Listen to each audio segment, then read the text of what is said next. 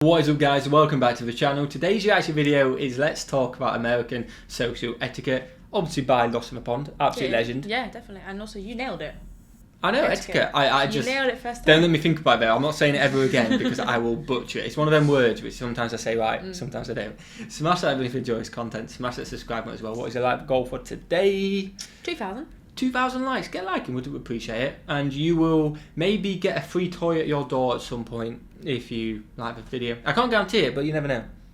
Okay. Yeah, so hit that like button just in case. This is Lawrence. Go and check his channel out. His link's in the description. But what should we do? Stay here first. Wait till after the video. It's American social etiquette. We will... Oh, I nailed it again. So I'm just happy. We will basically say whether that's strange to us or whether ours is the same or kind of our version of it, I guess. Don't know where this video is going to take us because it's not really comparing. It's just a talking about it. So we'll do the comparing for you. Oh, are you ready? I'm ready. Let's go. Let's go. What we got? Let's talk about American social. You know the word. Let's go. Hello, I'm Lawrence and I'm on a quest to uncover all of the memos that Britain and America lost in the pond, and one of those memos pertains to social etiquette. It's fair to say that our two nations utilize completely different social conventions, something I was reminded about by one of my patrons who messaged me this. I saw a somewhat viral post where in certain northern European nations people have experienced being at a friend's house and their family would have dinner, but while their friend would go eat, they themselves were not even asked to join. So my question is, how do Brits handle feeding visitors to their homes? The first thing that we say feed to everyone. Wait, oh, is this like if I just rocked up to the house? If you rocked up, if we're friends, we're like 6 or 7, and you've come round to my house to play or whatever, or you've come round just on the off chance. Yep. And you're in my house though, but we're playing. Yeah. And then my mum goes, "Oh, it's dinner's ready." Oh, yeah, you'd feed the kid as well. What would you do? You wouldn't just sit in my bedroom. Yeah, and also I don't think it needs to be a kid because even adults, if you rock up and go there and you're around, be like, "Oh, do you want to stay for dinner?" Yeah. I feel like that's a very British thing. That is very common. And then, oh, we're about to do dinner. Do you want to stay? If you've got enough. If you haven't got enough, obviously don't. I feel like most parents probably do feed their children's friends probably like 9 times out of 10. Yeah, and even like my dad's back home, neighbours will come around, but just stay for dinner. People at my mum's in Jersey will come round, end up having dinner, but not invited. They've just knocked on, had a chat, and stay for dinner. Yeah. So yeah, I guess it is a common. Is that not in America? Let us know.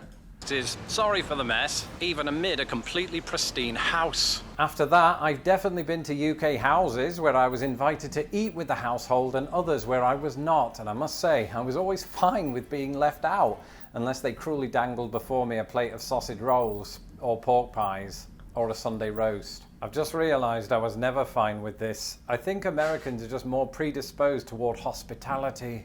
And this is helped by the fact that fridges are often packed with leftovers. Oh, so he reckon. Okay. Oh, so he thinks it's the opposite. He's saying in the UK that you'd go around and they'd eat and you'd just sit there. I don't know about that. I've never experienced that. I feel like if you're going to eat without them, you're like, oh, we're going to eat, and then you'd leave and that's it because you weren't invited, they haven't got enough food. But if you're going to stay, you wouldn't just... I don't think you'd sit there and watch them eat. No, or you wouldn't sit in the room while they're eating their dinner. No. I've never come across that. They'd delay dinner until the person's gone. You wouldn't... not in my experience. Yeah, not in our experience. But again, everyone's experience is different. Let us know yours about America. On top of this, Americans just place more emphasis on things like family get-togethers. This is often coupled with an open house mentality, meaning that anyone from family siblings to my wife's cousin's ex-boyfriend Braden might also help himself to a 3rd plate of chicken wings. In fact, he did. At such gatherings, I've often heard Americans say something along the lines of, "There's coffee in the pot, knock yourself out." And while that last phrase isn't meant to be taken literally, I think people underestimate how much coffee I'm willing to drink, which brings us on to this. Then again, it's been a... Anytime someone comes to your house, do you want a cup of tea? Yeah. And then you finish your cup of tea. Oh, do you want another cup of tea? Oh, do you want to drink of alcohol? Whatever. This is it. I feel like...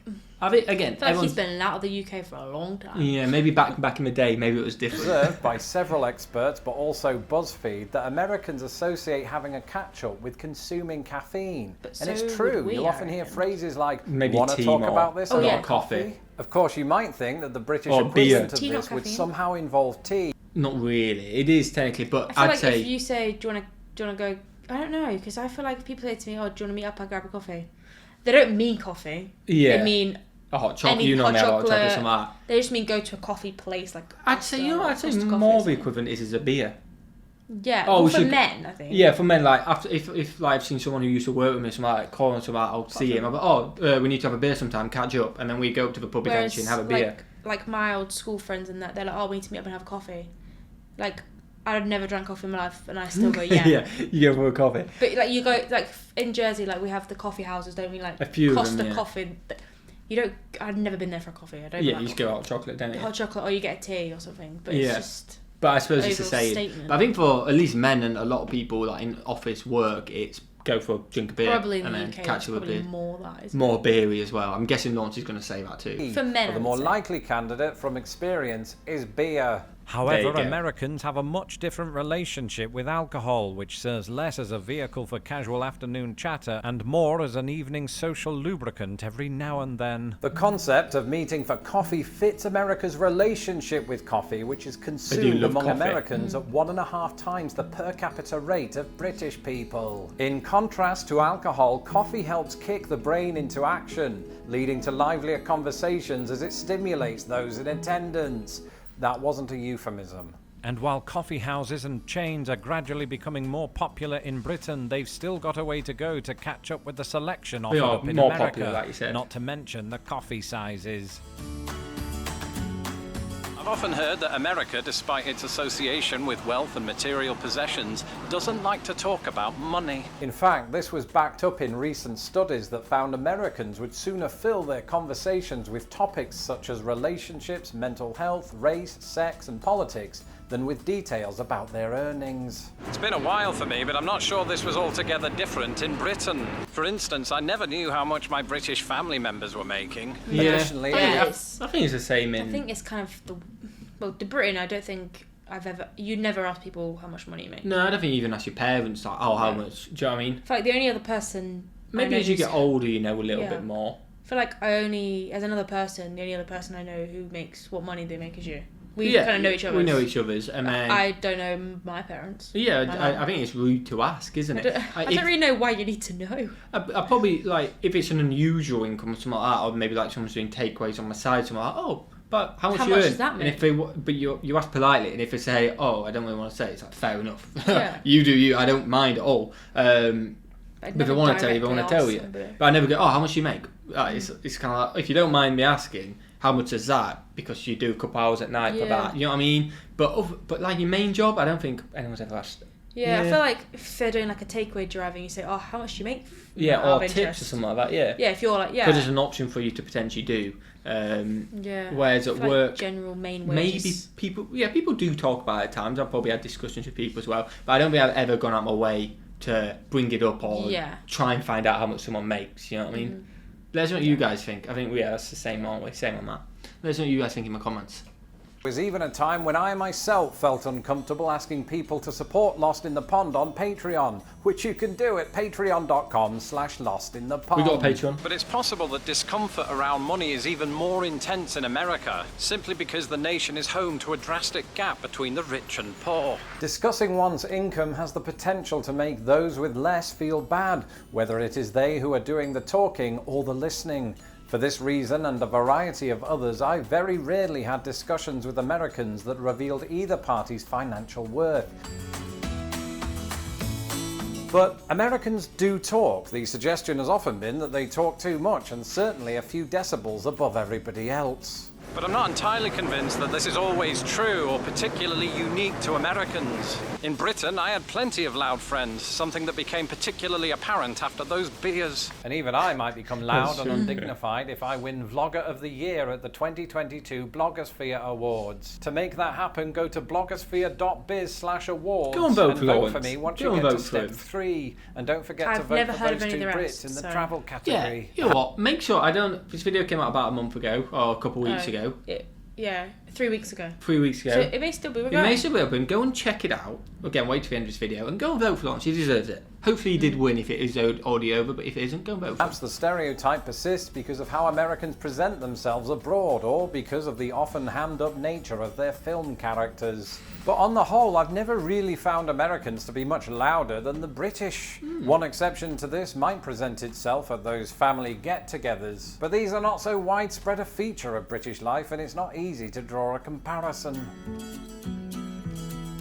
And it's not just volume, it's also the words we use. One weird criticism that often gets levelled at Americans is that they insert like between every other word. Firstly, we should keep in mind that this is a generational thing, right? No. I mean, it's hard to... Have you ever noticed that? Like between every word. I feel like I've done that sometimes. And do you know what? There was a guy who used to teach me in my construction course, and he'd say, you know, literally every sentence. It was like, oh, you know.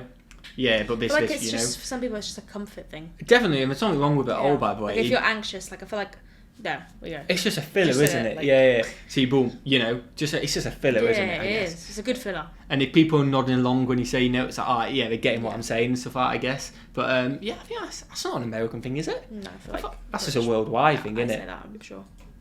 Imagine Abraham Lincoln saying 7 years ago, although it might have helped to pad out the Gettysburg Address, which was surprisingly brief. But the American use of like is often the source of derision among Brits, even though, through American influence, the phenomenon has long since caught on in Britain too. I've always thought of it as a hesitation marker, like and ah, an interjection that acts as an antidote to a sudden uncomfortable silence. In that sense, it's a perfectly natural occurrence within human speech. But I know what you're thinking. Ooh, Lawrence, why does it have to be the word like and not some other monosyllabic word like ah? Well, the truth is, you could also say the same about and It's just the way English panned out, and that's all right by me. Like I say, a perfect I've often filler. spoken about how Americans are more direct, but deep down, how does this present itself? Well, to answer that question, I should use my own country's style of speech for comparison. British people are more likely to employ linguistic techniques that help avoid any perceived conflict. Tag questions. That's when you make a command or a statement and conclude it with an adjoining question. For example, you should make sure not to burn the French fries, shouldn't you? That shouldn't you at the end changes everything. It softens the imperative clause that came before it, ensuring that the speaker doesn't come off as too militant or pushy. The British specialise in tag questions, whereas Americans don't typically use them in this way at all. Instead, they might simply say, "Be sure not to burn the French fries again, Lawrence." Not that I know that from experience. I've heard it said, and I've noticed myself, that Americans sometimes take a long time to exit a social activity. Now, this is not usually because they feel awkward about doing so. It's more because they have this remarkable capacity for saving their most critical family discussions for when their introvert spouse has just put on their coat. I can recall numerous times when an unannounced inter-sibling conversation added 30 minutes to our exit strategy, and all because someone brought up politics. The British equivalent of this usually manifests not... He's definitely, do you know what I was going to say? No. He's definitely going to go with the whole just can't say bye. And this is yeah, bye. And then you chat a bit longer. British people don't say bye. Which we literally had with Lawrence a couple of weeks ago on a call. Yeah, and we were like, this is awkward now. I'm just going to hang up. Yeah, it was like, right, we best go. And then an hour later, we were still chatting because we didn't really say bye, and it led on to something else. And then it led on with a discussion about not being able to say bye. But Carried my on. mum, right, when she's saying goodbye to me, Yeah. she goes, blah, blah, right, bye, love you, bye. And then ask you another question. Bye. Yeah, but she says like bye like 7 times. Yeah. And then she also asks you another question. Then I'm on the end of the phone going, bye. To be fair, I do that to you as well. I go bye. You do that all the time and it really winds me up because you don't even say bye properly. I know. You just go bye. And then as I'm pulling my phone away, I go bye. Just to make sure you've got what I'm saying bye, not just hanging up on you. Whereas like Americans just go, bye. See you later. Boom. Definitely a very British thing. Not in person, but over the phone, with British people saying the words yep and goodbye 47 times in succession before guiltily ending the call. Yep, I know, why goodbye, do we also yep, goodbye, I don't know. yep, goodbye. And on that note, it's probably time for me to say my own goodbyes. I'm Lawrence Brown. You can follow me on Twitter at LostInThePondUS, and don't forget to subscribe to this channel so that I don't have to. Go and check Lords out. Go and vote for him if it is still open. Like this video before you go out. Subscribe as well. We'd seriously appreciate it. That was a good video, wasn't it? It was a good video, yeah, interesting, really Not too many differences. No. We're just more wimps and kind of awkward, aren't we, the British? Yeah. That's pretty much it. Enjoy that? Yeah, it was good. Smash the like button, guys. Smash that subscribe button and watch the video. Have a fantastic day. And we'll see you legends in the next one. Peace.